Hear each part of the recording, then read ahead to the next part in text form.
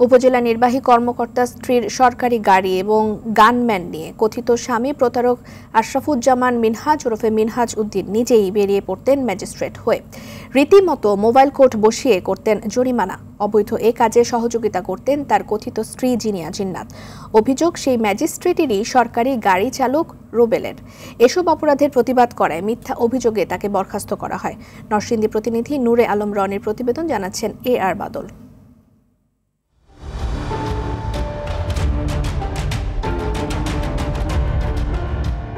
ফুলে সজ্জিত সরকারি গাড়িতে কর্মস্থল বদলের সংবর্ধনা নেন নরসিংদীর শিবপুরের আলোচিত সাবেক উপজেলা নির্বাহী কর্মকর্তা জিনিয়া জিন্নাত। সাথে ছিলেন ভয়ঙ্কর প্রতারণার অভিযোগে গ্রেপ্তার তার কথিত স্বামী আশরাফুজ্জামান মিনহাজ ওরফে মিনহাজ উদ্দিন।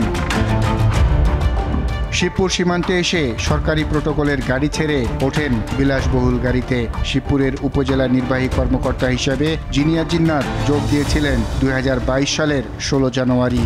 কৃতজ্ঞ চিত্তে স্মরণ করছি বঙ্গবন্ধু শেখ মুজিবুর রহমান। তখন থেকেই স্ত্রীর প্রভাবকে ব্যবহার করে কথিত স্বামী ভয়ঙ্কর সব অপরাধ করে বেড়াতেন। সরকারি গাড়ি ব্যবহার করে পরিচালনা করতেন ভ্রাম্যমাণ আদালত। ইউনার হাজবেন্ড গানম্যান নিয়েও উনি বিভিন্ন জায়গায় যাইতো, বিভিন্ন সময় মোবাইল কোর্টেও বেরিয়ে যেত। উনি মোবাইল কোর্টের থেকে গাড়ি ধরতো, মানে উনি উনার মতো করে নিজের মতো করে ক্ষমতা প্রয়োগ করতো আর কি। ম্যাজিস্ট্রেটের থেকে আর বেশি কিছু মনে করতো। ইউনো স্যার তো হচ্ছেন উনি নামে, আর ক্ষমতা দেখাইতে হচ্ছে উনি। এসব অপরাধের দোষর কথিত স্ত্রী জিনিয়া জিন্নাত। অপরাধের প্রতিবাদ করায় উল্টো চাকরি হারাতে হয় চালক রুবেলকে। সাসপেন্ড করারও আরো 8 মাস আগে থেকে উনি বেতন বন্ধ করে রাখছে। প্রায় 4 লক্ষ টাকার উপরে 2 বছরের বেতন, আংশিক ভাতা। বরং আরো গ্যাস পাম্প থেকে আমার স্বাক্ষরে উনি গ্যাস নিছেন এবং ওই টাকার জন্য ওনাদেরকে উলাই দিয়েছে আমার নামে মামলা করতে।